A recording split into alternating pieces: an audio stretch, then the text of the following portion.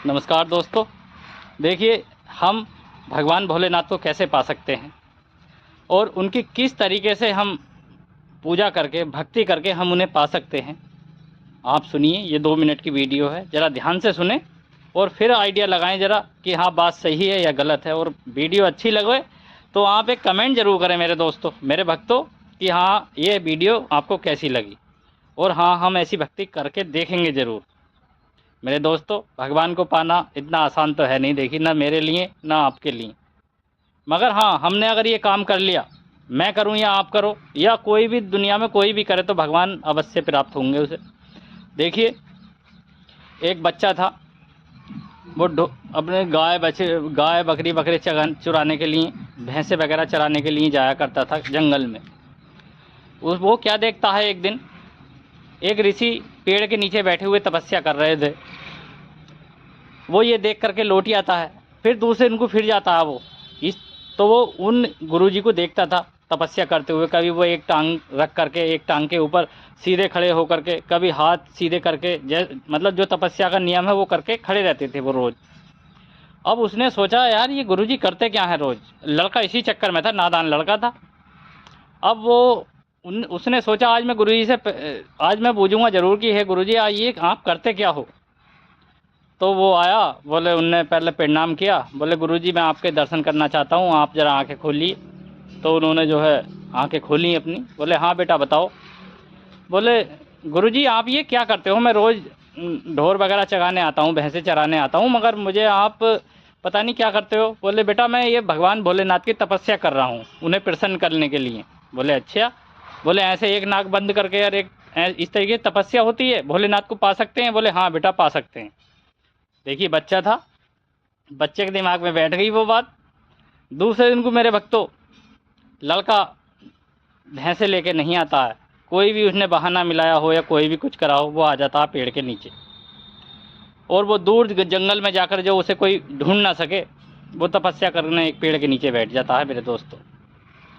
तपस्या भी ऐसी की उन्होंने कि भगवान भोलेनाथ का सिंहासन हल गया।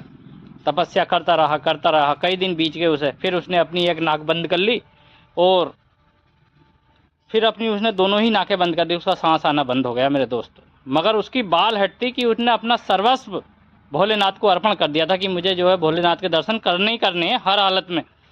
मेरे दोस्तों, मेरे प्रेमी भक्तों, भगवान भोलेनाथ का सिंहासन हाल जाता है बिल्कुल। भोलेनाथ जब ध्यान धर करके देखते हैं, बोले क्या हुआ। वो देखते हैं कि एक भक्त, एक बच्चा जो मेरे दर्शनों की लालसा में अपने प्राण खोने को तैयार है। क्योंकि जब सांसें रुक गई तो भगवान, देखिए, जब जिसकी मौत नहीं आई, अगर उसकी मौत आने लगेगी ना, जिसने सृष्टि बनाई है उसका सिंहासन खुद ही हालेगा। बोले, भाई ये क्या हो रहा है, क्यों, मतलब मेरी सिंहासन क्यों हाल रहा, किसकी बिना बेवजह मौत हो रही है। और वो तो भगवान का नाम ले रहा था भाई बच्चा। तो बताइए, ये तो बहुत गंभीर बात है। भगवान का सिंहासन हाल गया। भगवान जी तुरंत दर्शन देने के लिए आ गए मेरे भक्तों, मेरे प्रेमी भक्तों। उसने कही, बच्चे आंखें खोल ले बेटा, मैं आ गया हूँ तेरी तपस्या से खुश होकर। बाल हटके आके भगवान भोलेनाथ को भी झुकना पड़ा। और जब उसने आंखें खोली, उसने कभी भोलेनाथ को देखा नहीं था। बच्चा था, देखिए, उसके पास रस्सी थी। उसने जो है खड़ा हुआ और भोलेनाथ को पेड़ से, जिस पेड़ की करवट में भोलेनाथ खड़े थे, उस पेड़ से ही भोलेनाथ को बांध दिया। बाल हटती उसने देखा नहीं था, बोले कभी कोई और हो, उनका रूप रंगी ऐसा था। जब बांध दिया तो और वो उन्हें बांध करके दौड़ने लगा गुरुजी को ढूंढने, वहीं जहाँ वो तपस्या कर रहे थे। अब वो वहाँ जा कर के बोला, हे गुरुजी मैंने जो है भोलेनाथ को ढूंढ लिया। बोले भाई तैने ढूंढ लिया। बोले हाँ। बोले मैंने वहाँ पेड़ से बांध रखा उन्हें। बोले चलो दर्शन कर लो उनके।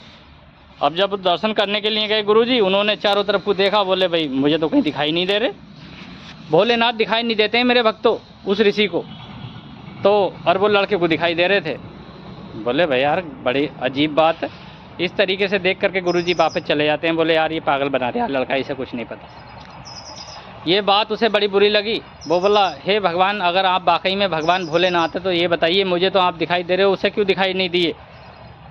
तो भोलेनाथ कहते हैं, बेटा मेरे दर्शन वो ही कर सकता है जो संसार की दृष्टि, संसार के मोह माया और उससे मुक्त हो चुका होता है। तेरी जो पूजा है वो निश्चल है, उसमें किसी तरीके का कोई स्वार्थ नहीं है, इसलिए मैं तुझे दिखाई दे रहा हूँ। और इसी तरीके से अगर कोई भी भक्त मेरा निश्चल भाव से मेरी सेवा करेगा ना, तो मैं उसे अवश्य दर्शन दूंगा। संसार में अगर मैं उसके पास से गुजर जाऊंगा तो उसे दिखाई नहीं दूंगा। मेरे दोस्तों, मेरे भक्त भोलेनाथ के ये वचन सुनकर लड़का भोलेनाथ के पैरों में गिर जाता है दोस्तों, और उस दिन के बाद भगवान भोलेनाथ का एक सच्चा भक्त बन जाता है वो, और जगत के कल्याण उसने बहुत करे, जगत के कामों में लग जाता है। अगर वीडियो अच्छी लगी हो तो जय भोलेनाथ एक कमेंट में ज़रूर लिखें, और जय सिया राम मेरे भक्तों। स्वस्थ रहें, मस्त रहें, भगवान का गुणगान करते रहें, इससे ज़्यादा कुछ और नहीं है इस दुनिया में। भड़कीली चीज़ों को छोड़ दें बिल्कुल, अपना शुद्ध शाकाहारी जीवन जिए, इसी में सबका कल्याण है, जगत का कल्याण है। जय सिया राम।